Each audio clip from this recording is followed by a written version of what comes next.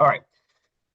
So this is what is this? Week five live lecture that we'll be having today. And I'm going to go over, I have Mason's rough draft that I'm going to go over, point out some things. I will answer questions. I'm going to talk again about what I already discussed a little bit in the live lecture about the next couple of weeks, week 6, 7, and essentially 8. All right. And then I can answer any questions that y'all have. Um, so let's get to Mason's essay. Okay. Um, some people have emailed and asked about like, is it all right if their essay is different than from what their outline is? Because they've changed it or they decided to change it or whatever. And I'm not really going to uh, I'm not going to compare. I don't ever compare essays to outlines initially. I only compare them what if like something is really off about the essay. If it if it seems like it's totally missing the mark, and usually I check the outline because then I'm like, good God, did I approve of this? Like what? And then sometimes I see that like I did not. Like it's different, you know. But like normally unless something is like standing out in the essay that just seems totally mind-boggling, I don't really go back and look at the outlines and stuff. So if you did end up changing, whatever, then that's fine. This is not Mason's. This is a different person's. This is the original one I was going to show. All right. So if I was going to grade this essay, normally I begin with just looking at the format, the structure. I don't always select all and check the paragraph if it looks obvious. I mean I will this one, but it seems fine. Yep, 00 double. Good, good, good. Last name, page number up there. Great. All of this. Okay. The title of this film is in italics You in aren't the screen title. sharing. I'm sorry. You weren't screen sharing. I'm not screen I don't sharing. think they can see what you're saying. Good call. Thanks. Let's do that. Appreciate it. Um, I have recorded entire lectures in the past without screen sharing, my recorded lectures, and then I didn't even realize it until I've already posted it on Facebook. I mean, on YouTube, and then I look at it, and then realize that none of it was screen shared, and so I had to record the whole damn thing over again. There is nothing more annoying than that. Okay. And now I just want to double check that I actually hit record. Great. All right. Okay, so here is his essay. There you go. Now you see me, which now you can see this. How ironic is that? Now you can see this. Um, is in italics while it's also in the title of the essay.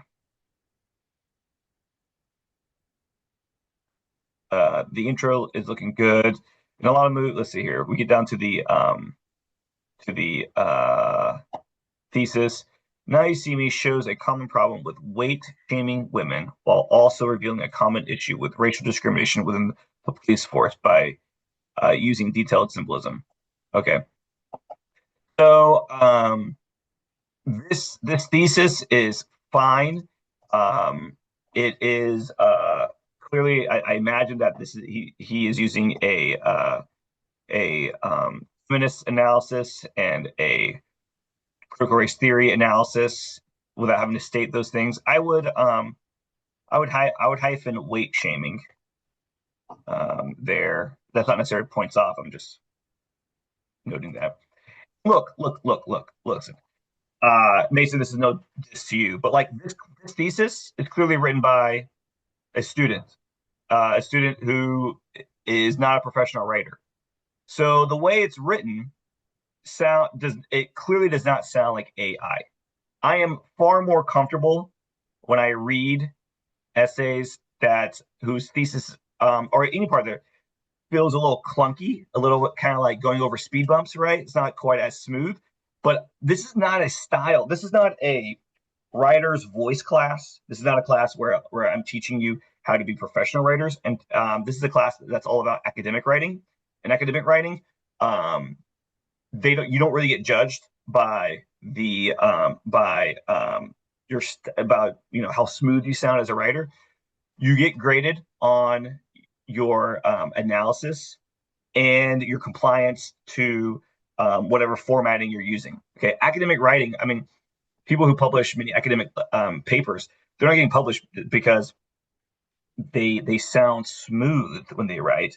They're getting published because of their ideas, and that it's rooted in facts, and it's rooted in in sources, and that they're cited correctly. All these types of things, right? So like this thesis, common problem with weight shaming women while also revealing a common issue with racial discrimination within the police force by using detailed symbolism. Yeah, it's very okay. All right. It's to the point, it's precise, and it's focused on his ideas. And so this it gives me the sense that like I don't need to look more deeply into this and look for signs of AI usage, which makes me when I feel like someone's using AI, now I'm like really looking for errors because it's like, you know, I get the suspicion that someone's not authentically trying to write, and instead they're just trying to earn a grade. And I know that so much of school is based on this idea of grades, right? But like grades should authentically reflect what you're capable of doing. And in this class, I don't need you to sound like a professional writer. I need you to integrate quotes correctly. I need you to cite sources correctly. I need you to have intelligent ideas, the ideas, even if they're communicated a little clunky. All right. And so this sounds like a student writing their essay, right? Which is what I want. All right. Sometimes people there's this great quote from a film called Food Inc., where this guy says, we are great at hitting the bullseye of the wrong target. And so I'll see many essays where people are using AI to generate these nicely well written sentences, yet their quotes are not integrated correctly. They're using drop quotes. They are putting parenthetical citations when you've already mentioned the author. And it's like, I don't care if your sentences sound smooth. I care about your use of resources and using those to justify your claims and having organized ideas. All right. So to say all that, again, it's just to I want to know, I want to feel that when I'm reading this is coming from the voice of someone who is not trying to sound like a professional. All right. They're just trying to do the assignment and they're trying to demonstrate that they can integrate quotes, they can formulate ideas, they can cite their sources, they can format, because all those things are necessary for college writing, not professional writing. Okay, long soapbox. Sorry. Um, Now You See Me accurately depicts how women are treated and viewed today. There's this idea that measuring women's beauty is highly dependent on the size and or shape of her body. Body shaming. Okay.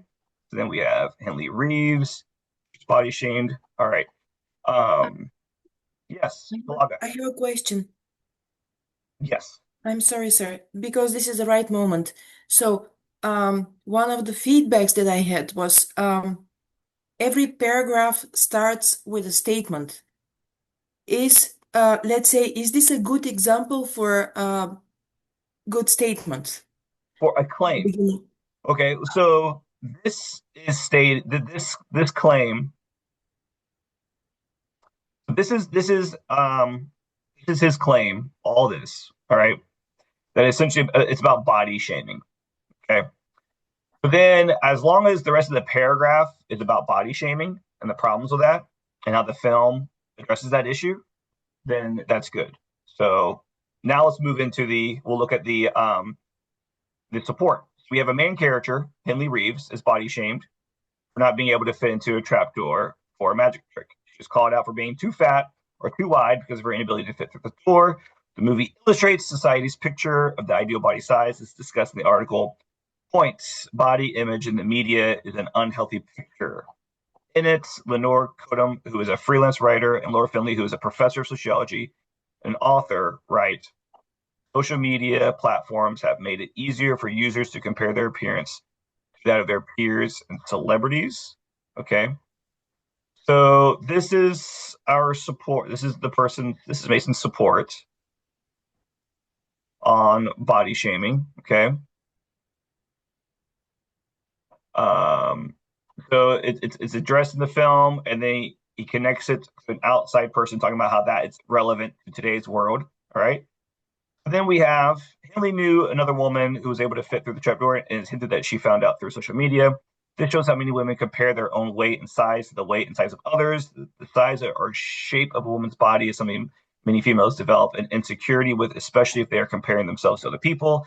And the male gaze has sexualized women over time as well. This movie shows what men are really looking at through a scene between Henley and another horseman.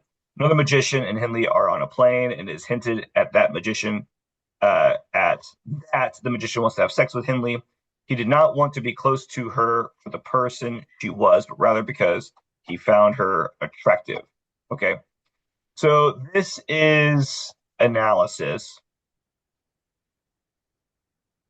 Okay. And then we kind of move into a little bit more support.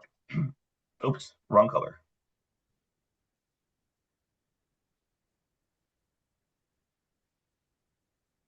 So let's just do that screen. Okay. So we have claim, support, and analysis. Now, the body shaming now is moving into the male gaze. Um, and then for the male gaze, again, moving into this part. So my comment to Mason on this is that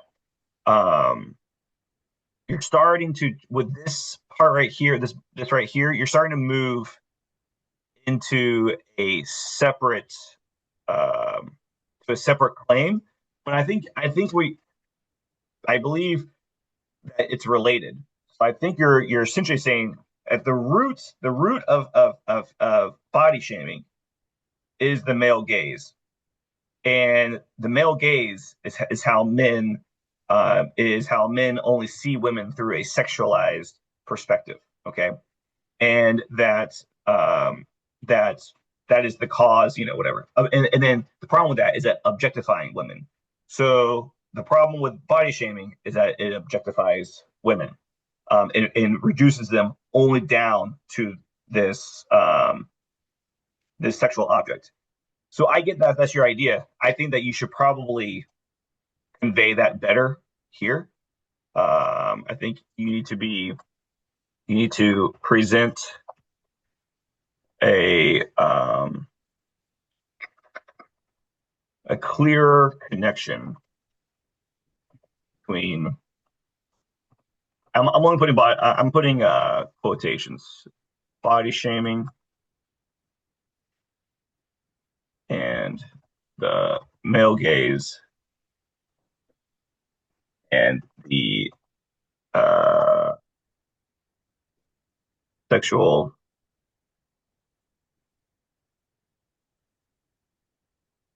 oops.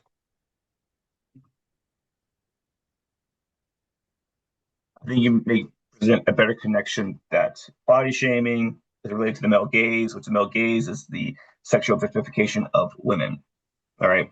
And if you make present a clear connection between those, then this doesn't feel like it's a separate claim. It just feels like you are further analyzing it. Okay. So that this male gaze is not a different topic. This male gaze is directly connected to body shaming. Okay. So that's my feedback to Mason. Blanca, does that make sense here also how the claim is about body shaming, the evidence is about body shaming, both from the film and in our everyday life in relation to social media, and then the analysis or kind of discussion on that. And this is the natural flow of every single paragraph Mhm. in order to become smooth. Well, this is how you see it. This is how it should be done. Yeah. Claim, support, analysis. Now you can have some this is support, and then this is analysis. You can have at once the claim is established, once the claim is fully here you go. Once the claim is fully established, then you can I used the wrong color. You can have support and then analysis, and then this is actually support. You can have more support with followed by more analysis dispersed, interdispersed. Okay. He just needs to modify this so that it doesn't feel like there's a new claim in the middle. That's a problem. But just simply doing something like this, decide, the size or shape of a woman's body is something that many females develop an insecurity with, especially if they're comparing themselves to other people, which is a a byproduct of the male gaze that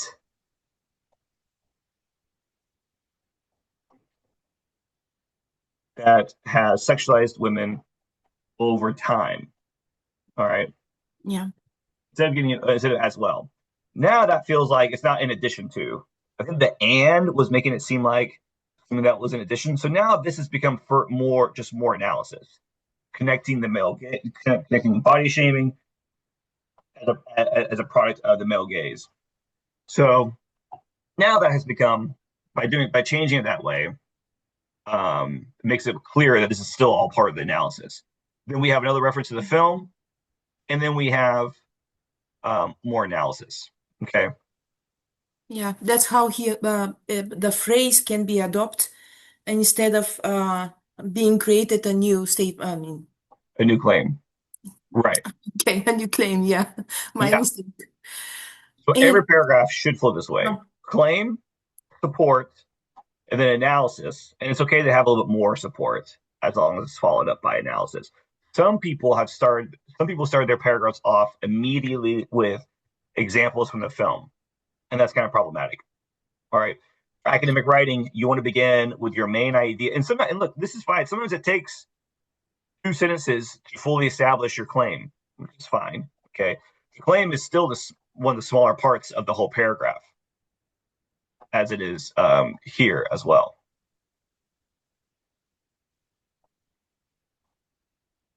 Okay.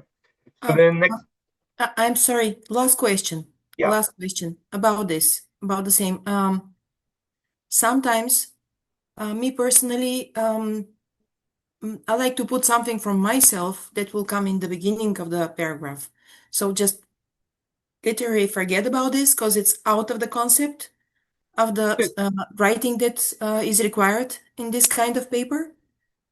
writing first person, is that required? Or are you saying that is that not allowed? No, I mean, um, let's say something of something like artistic, something like related to the whole idea. You read my paper. I mean, I believe you have a sense how I'm writing. Should I always start with the claim? Because I don't want to run away. I want to understand very well the concept of the this analysis. And my second work, I want to try to keep the format as it should be instead of being inspired and put my ideas that they don't have place there. I want to say this. Whatever comes in the beginning part should be related to the main idea of the whole paragraph. If you want to do something personal about it, you can. Like, someone could have watched this film and they could relate to it, right? So, you know, I could, I don't know if Mason's ever been body shamed, right? But let's just say, okay, he wants to add a personal thing with this, right? Um, You could even begin that this paragraph with something like, this film,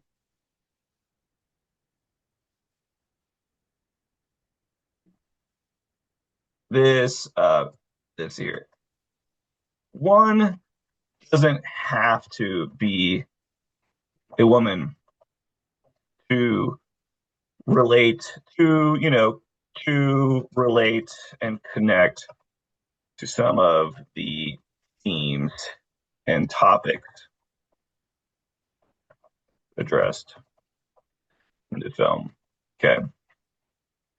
Even though now you see me accurately depicts how women are treated and viewed today, you know, the the issue of body shaming is relatable, is relatable. Even men such as myself. All right. There is this idea that measuring a woman's body beauty is highly dependent on the size and shape of her body. Um, just like just like um uh let's see, muscular development in men. Okay.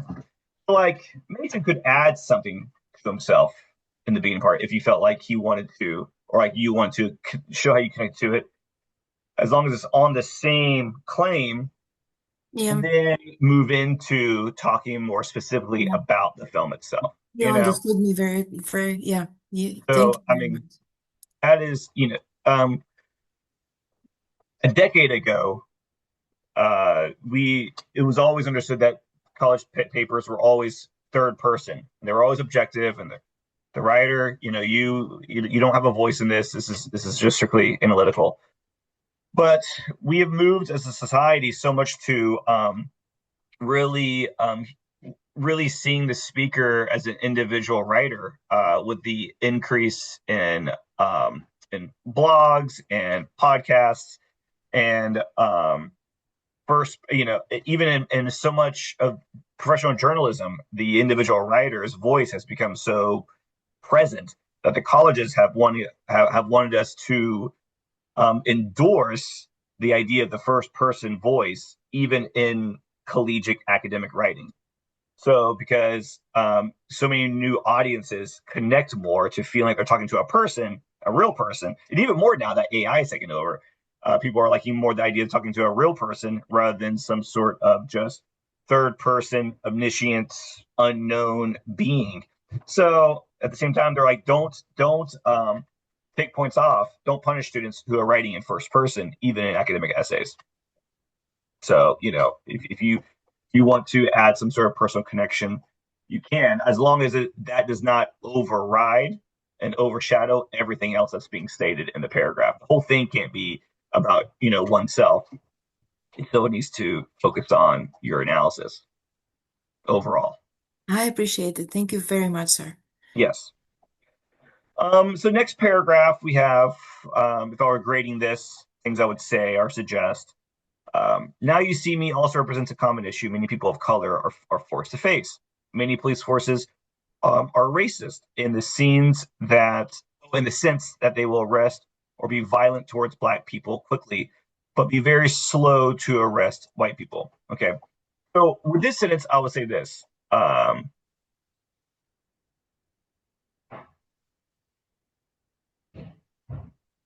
Many police forces have been have been have shown to be oops,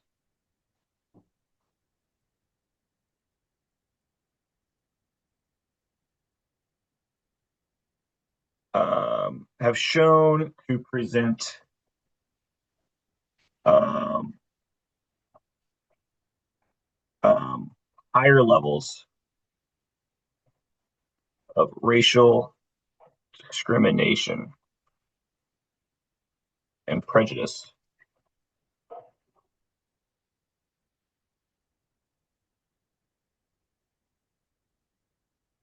um, that leads to higher levels of arrests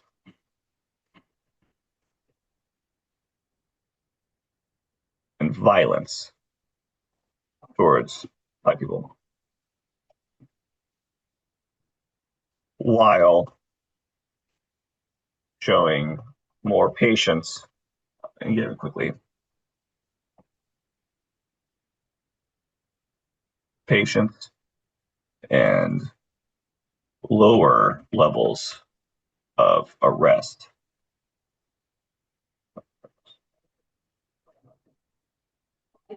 The white community. Hey, hey, sorry. She came over. Hey, quiet, quiet, quiet. We have guests. Archie. Dogs. Tell you what. All right. Um, a little bit, the way I rephrase this is that it's a little bit less accusatory and more trying to sound more objective. That like many of them have shown this. Shown is different than saying you are, right? Like who there are people who enact racist behaviors um, because subconsciously, deep down, they are right, even though they don't necessarily realize that they are. These might be called uh, uh, our cognitive biases, right? And so, even if or they're rooted in racist behaviors that systemically racist behaviors that were initiated decades ago that are still carried on by people who aren't aren't I do believe who are not outwardly thinking that they are being racist when they're doing certain things. So I would say writing a sentence more like this, it still points out and holds people accountable for their and police departments for their actions without also at the same time um, accusing them of being outwardly racist. This movie shows the problem of targeting black people by using Thaddeus Bradley, who is played by Morgan Freeman. In the movie, Bradley, you can once you introduce a character's full name, you can just refer to them by their last name. The only black man, and the police wrongfully arrest him at the end of the movie. This blatant racism is presented in the article. We're gonna have a comma here.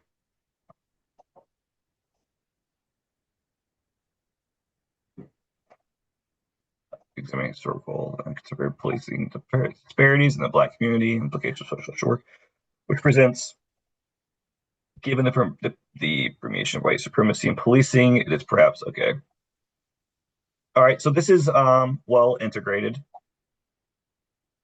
So now that's our support.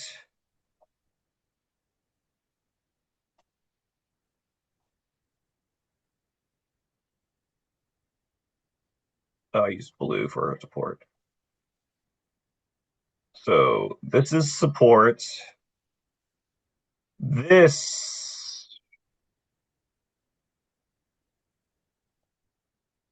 is support from the film.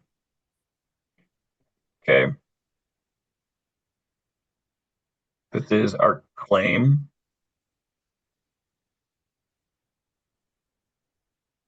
This is still part claim. All right. This is actually analysis because this is telling us how to interpret it. The quote dives into how white people have more power when it comes to police and how black people are victims. The Thaddeus Bradley is framed and wrongfully arrested, while the white people who are the true criminals are not arrested. Instead of diving into the investigation and arresting the right people, they find the black man as an easy target. The four horsemen, who are all white, were the people who robbed the bank, but they were able to easily get out of trouble by taking advantage of the racial discrepancies within the police force. Okay. Okay. So that is oops, I did it again. This should be green. My bad. I have a question. Yeah. The parenthetical citation, is that how et al. Is supposed to be there? Like, do I need a period or a comma or an and or something? Is it just last name then et al.? Yeah, that's it. Okay. That is fine. let's see, and then Wilson. I have a question. Yeah, Amanda. It's not on this essay actually. Is that Okay. okay? Yeah, Okay. I think we're good. I think Mason, I think we're good on yours. Besides this right here, we'll go down here. Um, No, I'm saying it's not on this essay. It's this is not mine. I said it's not on this essay. It's on essay three, if you don't mind. right. Well, I'm gonna wrap up. Is it in relation to this, or is it all Okay. about SA3? All right, no problem. And then All I'll wrap this up, and then we can move on. right, okay, I'll just wait for you. So, this paragraph is organized well, claim for analysis. We have quotes. We have discussion on it. That's great. Okay. Imagine the rest will be about the same as well. Um, I agree. This person says he says I agree with a few ideas presented about the movie and disagree with others that portray. I understand this. Okay, so this whole thing is I, which is what I want. I want this. I don't want just one sentence to be first person, and then the rest magically now is a third person voice, which to me gives off red flags that it's AI generated with just a few personal points thrown in. It's also very specific. I find this happening a lot where a person is not heard because of their gender, even though I know it is. This is still very consistently first person, and it's very, very specific. My father has been in the police force for decades. Okay, that is specific. It's not generalized. Sometimes people write their conclusions too general. And again, like that gives me suspicions of AI because AI is very general. It's not specific. I want to feel like, well, the conclusion that I'm reading is from a very specific person. Okay. So, and then we have the works cited page. This just needs to be, there we go.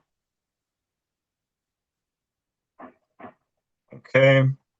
A, C, W, and then you just need now I know you didn't actually quote the film, but I would still like to have the film. You are not required to quote the film. The only time you actually need to is if of course, if you take an actual character's dialogue. If you just refer to things, if you just summarize things that what happened, that's good. That's fine. All right. But I All would right, still like to see you that's it. have, yeah. I'm sorry, did you say we are not required to quote the film? Like put the director's name in bracket at the end? I would like to have in the citations, right? But I don't think I wrote in the requirements that Like in, that you in actually have to quote the film. Oh, okay, because I put the director like in text citation, like paraphrasing, and then at the end you put it in bracket. I was doing that, so I thought maybe Well, that's then. great. I would like for you to do that, Oh, but okay. again, I realized I didn't actually require people to quote the film. Okay, so So that's it. Okay, I have a second question. Sorry, I didn't think I yeah, was going to ask this question. Okay, so for instance, the movie has in the movie, just like in real life, you have like pets name for, let me just go straight to the points. Like in Titanic, they were calling Carl, right? hmm Meanwhile, his name is Calidon, is it Hockney or something like that? So, would it be okay? I know it's a formal document, so I'm caught in between. Do I write him as Carl? Do I write Rose as Rose? But I also know that everybody knows Rose as Rose and Jack as Jack. yeah, And Carl is not so popular other than the fact that he's the fiance. So it's okay to call him Carl, right? yeah. I would say Rose's fiance, comma Cal, comma da da da da da. Um, Okay. I think that's fine. His fiance. Well, it That's depends on the context with which I'm putting it. If it doesn't fit in, or you know how you write something when you put the fiance now takes that's not the focus of that argument or that what you're trying to project at that point in time. Like, for instance, a place I was trying to write something, I addressed him as the what did I use? Like Somewhat.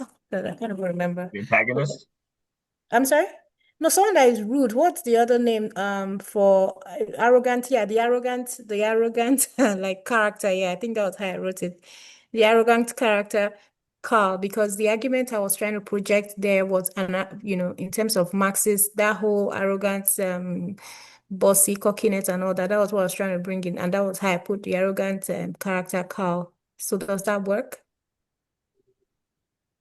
Um, the arrogant, and then in a show of arrogance, I would say something more like in a show of arrogance, Rose's fiance, Cal, belittles Jack for his poverty or something like that. Um, I still think providing some bit of context to who the character, even though I've seen the movie, I know the movie. I mean, I mean, like to one degree, I know who Cal is. I mean, I watched Titanic once a year, man. Okay, great film. So, I mean, at the same time, I know who he is. So my general uh, advice for people writing about a film is assuming the reader, this guy, hasn't seen the film, it would be uh, cool to provide some sort of like relational context to who the character is. Like, if someone was writing about Romeo and Juliet, Baz Luhrmann's, right? They'd be like, um, up walks Mercutio in the scene in which Mercutio, comma, Romeo's best friend, appears to defend his friend's honor, and he decides to fight Tybalt, right? I think always adding what you'd call in a positive, and a positive is a phrase that comes before and after or after your the noun that you're referring to, and it makes the understanding of who that of that what that noun is more positively well known. So, Okay, but in that context, okay, thanks for that. Okay, so that was the first place I mentioned him, and then later on, as I con down the line where I had to bring him up in a more formal context, it was better to write his full name. You know how when you're writing something formal, sometimes it's better to present Amanda or G. You understand, as opposed to writing Amanda. So does that it doesn't spoil the flow, right? It doesn't, I don't know how to, it's okay to present him in two ways, right? In different so paragraphs, not in the same paragraph. right. Um, if you think that so okay, tip on writing. One, generally, names, when there's a lot of names, okay, it's hard for readers to keep track of all the names. So when you use the same name, the same way of referring to a person over and over again, it makes them recall who that person is better versus changing up the way you refer to them. Like if you go from Cal to, I don't know, what's his real name? Calpurnius, like I don't know his name, uh, to his full name, it might sometimes, Well, even though again, I've okay. seen the film, but in Mhm. in other instances, it might make people feel like there's two different characters that Okay. you're referring to, that they Yes. don't realize it's the same character. Versus if you now you could say something like look, for example, let's just say this. Should I just say it so you get what I'm saying? Because I don't want to lose any points. Should So I like, just say, okay, go ahead. where is Thaddeus? Where is that? That is mentioned here somewhere. Third Um, paragraph. next. Is it the first time Thad is mentioned? Okay, Bradley. Okay, right. Okay. Let's just say Thaddeus goes by. You could do this. You could do, oops, writing in caps. Let's just say from this point forward in the paper, Thaddeus Bradley is going to be going by Thad. Okay. Then could write like this. So so Thaddeus Bradley, but even though he goes by Thad, okay, in the film, right? Um, you could you could put their full name the first time you talk to them about this person, put in parentheses after their name, what they go by in the film mostly, right? And then throughout the paper from that point forward, you only refer to them as this nickname, okay? Or like let's just say like let's say in the film he goes by Junior, okay, aka Junior, and this is not just for you, man. This is for everybody who's listening. Depending on their film, if they have a character has a name, but they go by a short name, Junior or Shorty. Okay, you could put after their formal name in parentheses, aka quotations Shorty. Then here in the essay, you just write their nickname from that point forward. So now we know that like this person is this person, even though this is their Oh, formal name. This is what they go by. Okay, so that's okay because and then we put it in the apostrophes, AK apostrophe shorty, not just shorty without AK without the apostrophe on them, right? In the Yeah, and then parentheses. the rest of the essay, you don't use the quotation marks. You Sorry, just yeah, no, I'm like, oh no, I'm like, just the way you have it is the way we should put it. The full name, AK in brackets or in parentheses, AKA what did you call that again? I call it apostrophe. I don't know. this The what quotation marks. So we need quotation to put the marks? quotation marks there, right? Yes, yes, but you Okay. don't need to put the quotation marks later on. Yes, yes. Okay, Yes. I'll adjust it to this. This makes more sense. Yeah. Thank Cool. you. You're welcome. All right. So, what other questions do we have? Blaga, what's up? Uh, to the previous question that you opened in the works cited page, we don't need to cite the film itself. No, I would like for you to cite the film, even if you don't end up actually quoting it. It would be nice Okay, just to have. I would like for you to have the actual citation for the film. okay. So Yes. my question is this. In my first essay, I mentioned a book that's one of my favorite books ever, of Albert Camus, The Stranger. But I only mentioned the book. And then I thought when I turned the essay, I thought, should I put it in the works cited page? Um, if I only mention the book itself and the author, but without quoting anything from this book, because it's not part of my sources. Yeah, Is this okay? if you're just name dropping it, you don't need to. You don't. If you're name dropping it out at something else, like if I were like let's just say, let's say Mason was like um in his intro, all right. In a lot of movies, there was clear racism due to the limited black actors in the film, or would stereotypes directed towards black people, or you say something like in a lot of movies, such as Boys in the Hood. Oops, hold on. Boys in the Hood,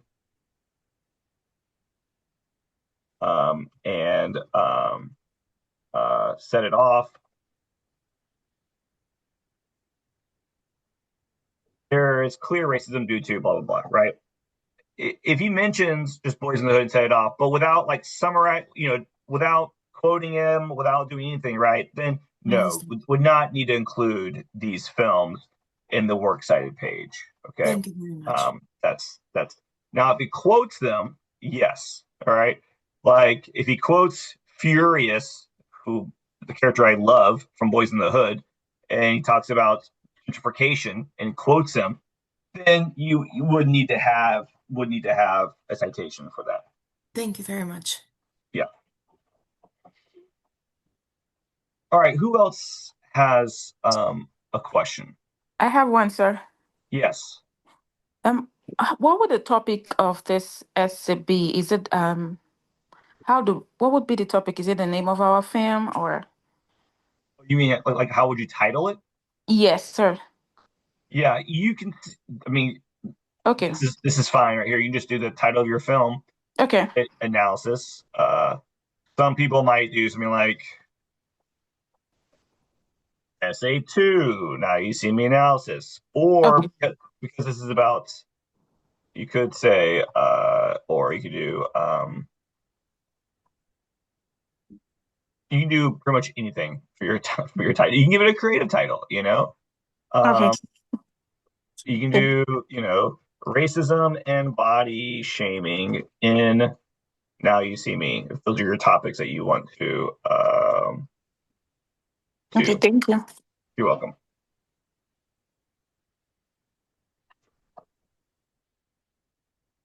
All right. So before we move on to any of the other things, does anybody have any final questions about essay two, the expectations, um, the what you're covering, what you're talking about, before we move on to talk about the next couple of weeks and essay three? Okay, it is just like I know you said in the other video, you had said we shouldn't necessarily start with, say, for instance, feminist criticism. We don't need to mention the philosophy, the lens we're using, but it doesn't matter if we do actually, right? It doesn't matter if you do. You can say, look, this is a very existentially feminist film. Or you can say, the Marxist imagery in this film is so apparent. Like, you can say those things if you want to. You just don't have to. Sometimes people say things like, I just don't like things like, I will use a critical race theory analysis to point out the racism in the film, right? Like, we don't really like what you call like declaring statements, okay, where you are declaring what you will be talking about in it. Instead, it's better to try to interweave that stuff without being so blunt in that kind of way. But at the same time, though, I'm not gonna take points off for that. Like I'm gonna take points. Again, I will be I'll be more open-minded to your paper if you say that than if it comes off sounding just beautifully written, right? Because again, that makes me feel like it's not authentic, you know. Um, so I'm not saying that you can't say Marxism, feminism, eco criticism. Like, you can say all those things, um, but you can hint at it. But those won't be points off. That won't be. I won't take points off for saying, I'm applying a Marxist analysis to this film, or the film has a very strong Marxist undertone to it.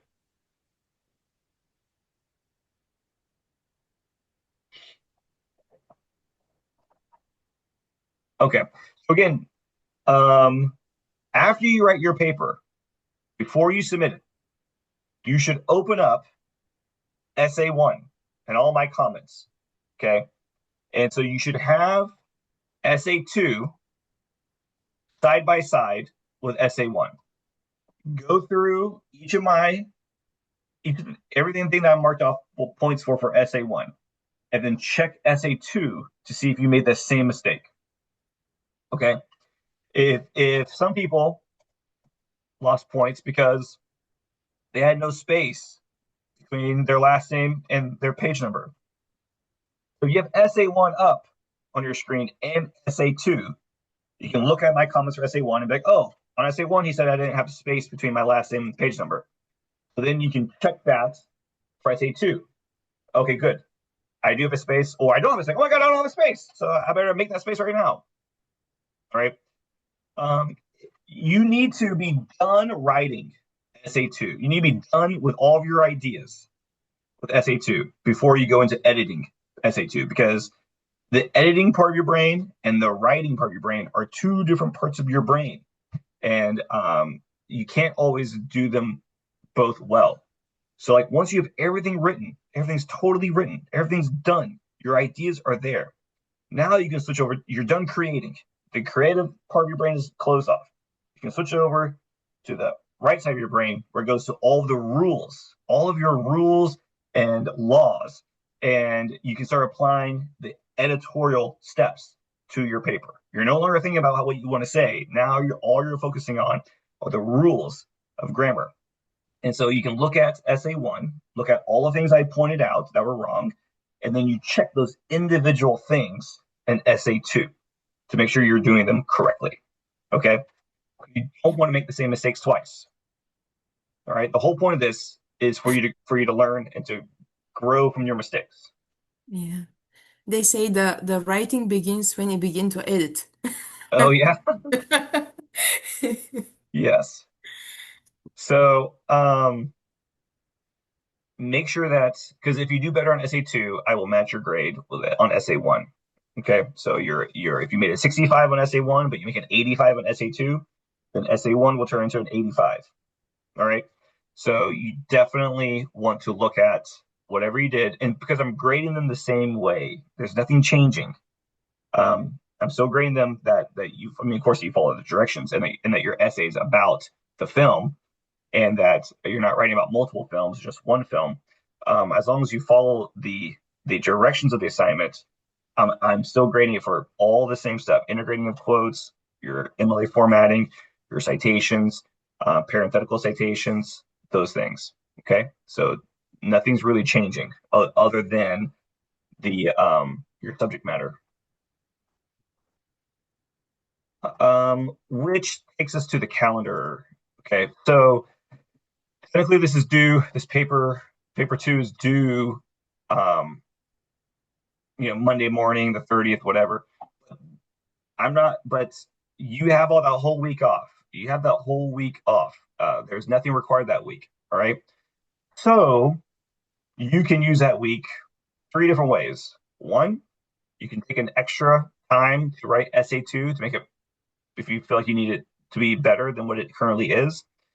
You can use week two, that week to relax, take a break, go on vacation, go to the beach, go wherever you want to do whatever you want to do, take a whole week off and do nothing. That's your gift. Okay, it's summer break. It's like spring break, but summer semester.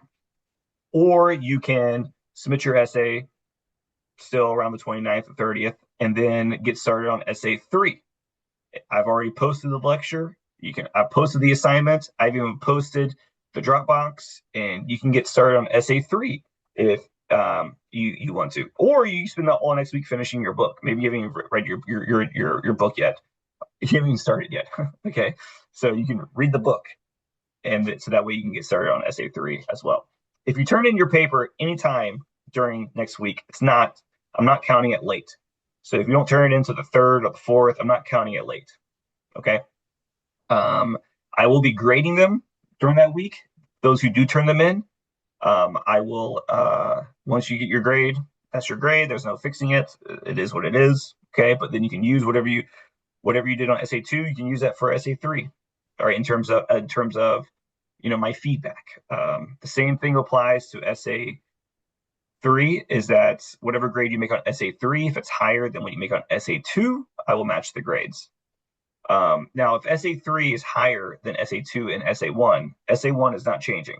Essay one's can only be impacted by essay two, and then it's done. It's closed off. It's locked. It's locked in. Essay three can impact essay two. Okay,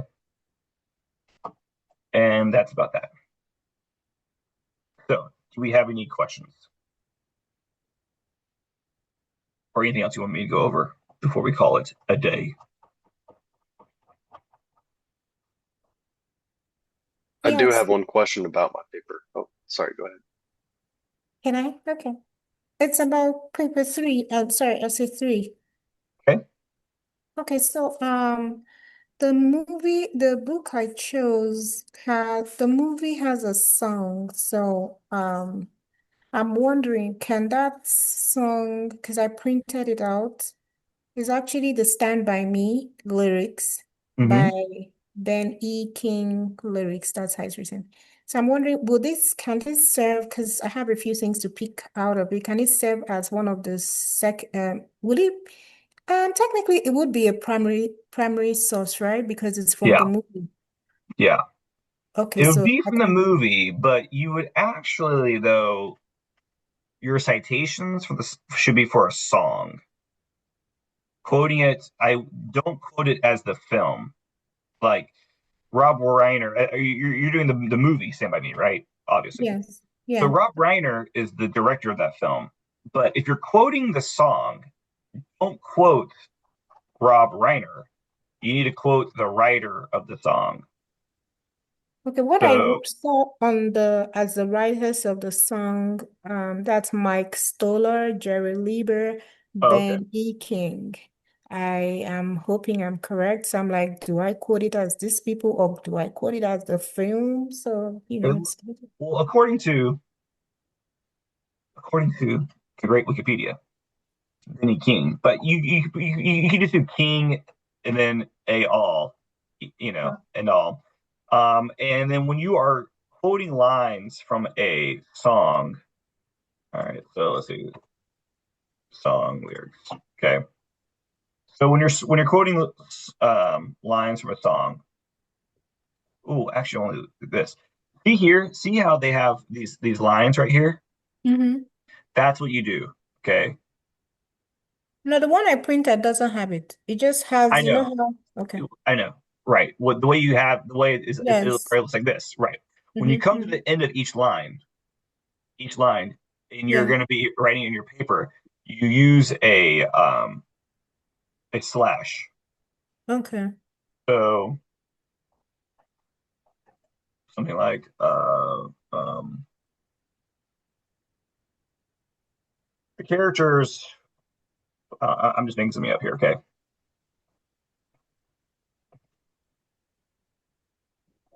Are moved by I don't know are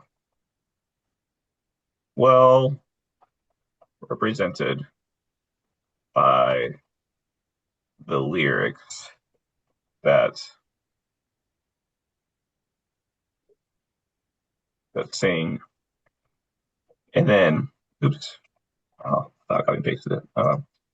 When the night has come, when the night has come, slash,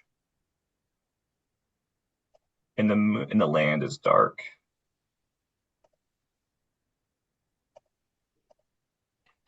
And land is dark, slash, and the moon is the, oh, this is it. No, I won't be afraid. I want to skip ahead. At dash dash, no, I won't be afraid. Okay. And then Oh, we said his last name is Smith. yeah. Oh, King, not Okay. Smith. King. Then we do King, all period. Okay. Hmm. Um, So when I want to cite it in the works cited, how do I then cite it? so then the works cited.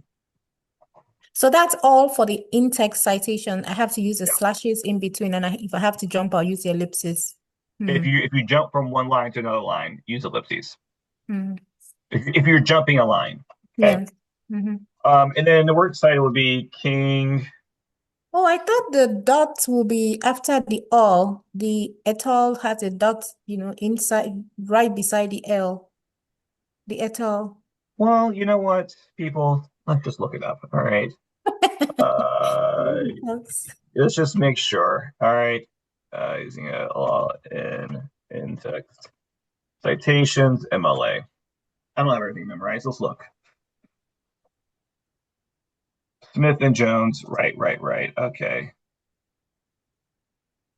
At all. All right. So okay. So we have a period after all. All right. So it's not a comma before Smith. It's a period for all.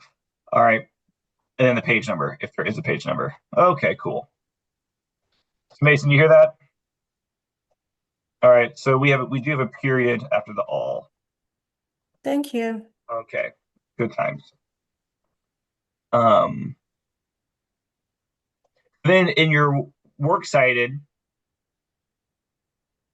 the works cited, so you can, let's see here. Let's see what EasyBib says.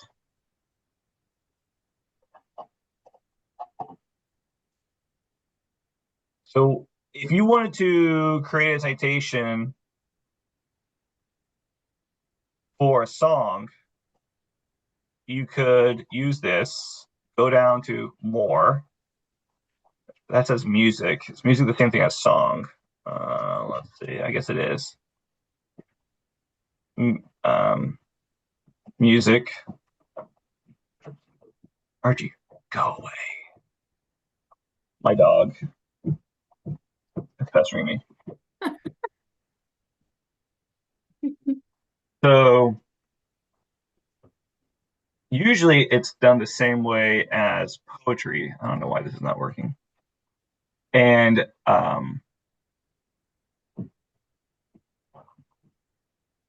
Oh my God, this creates for you the whole citation. Wow. yeah, I demonstrated it, I think, on one of these. All right, but we're not doing an article though. We're doing a song.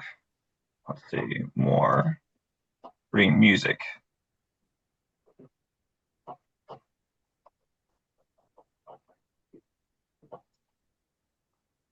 Musical recording. Oh no.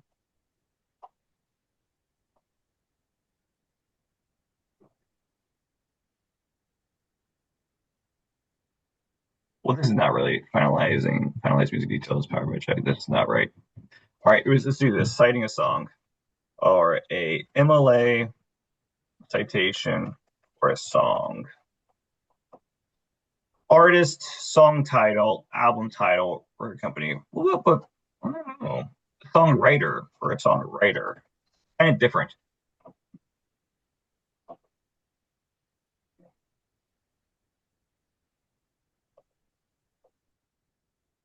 Yeah, I think if all else fails, you just do the songwriter and then the title and the year it was published. Okay, song or album.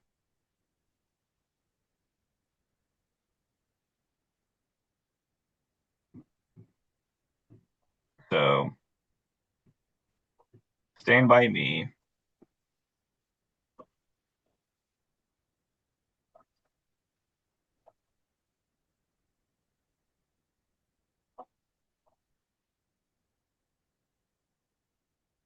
Okay. 1961. I need to move this thing so I can get back to my paper. Oh, here we go. All right, so King, then he stand by me.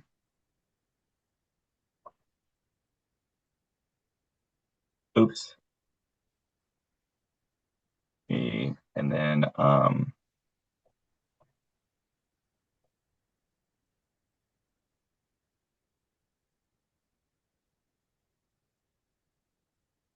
then you would just need to find if it was originally on an album or if it was a single. And that's about it, really. Okay. So that would be good enough for a song that you are quoting in your paper. There we go. You can put if it was on an album. See, this I think is a single.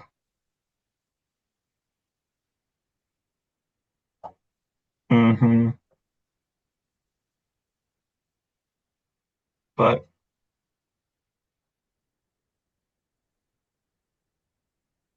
I think yeah, it was just offered first as it. So there is no album. It was just on a yeah. Okay, don't play that song. Oh, I guess we can just do that.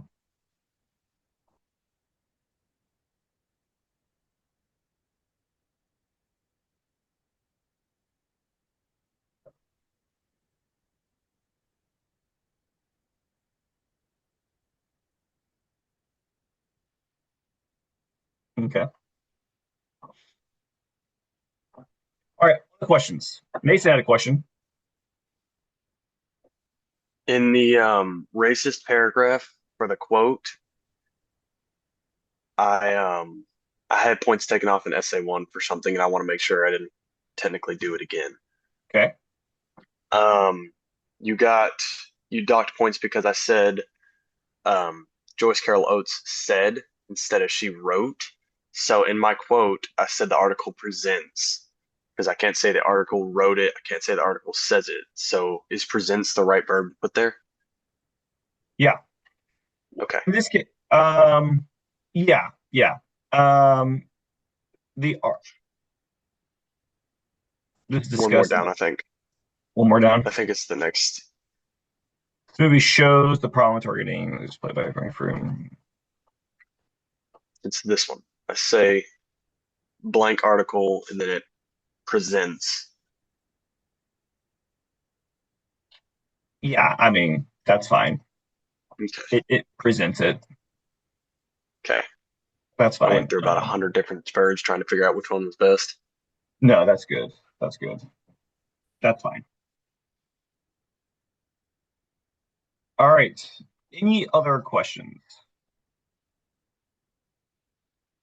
All right. I have one last question, sir.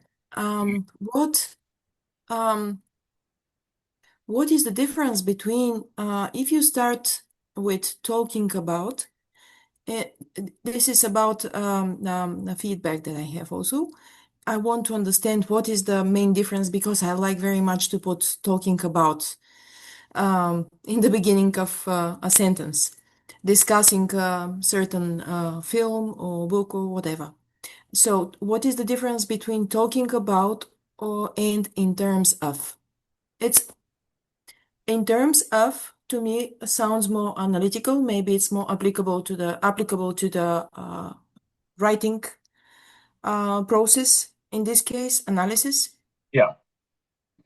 Well, you can do like in terms of, in reference to, on the topic of, all those things. I think is fine. I think you should keep it. You should keep it fresh. Like don't use the same phrase over and over again. So, uh, in reference to, on the topic of racism, in reference to body shaming, um, through the discussion on feminism. So I think any of those kind of phrases, if you just kind of keep it newer, will be fine. Okay, because Okay. I really, in my case, I really have to take out the emotional part of my writing because this Yeah. is my problem. Okay, thank you very much. You're welcome. All right, y'all. If y'all have any other question, let me know. You can send me an email and I will reply back to y'all. Okay. But I think we're gonna call it a day for now.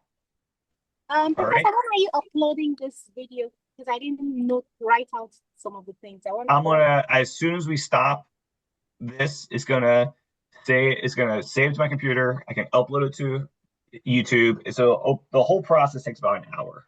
Oh, okay, that's fine. Thank you so much. All right, you're welcome.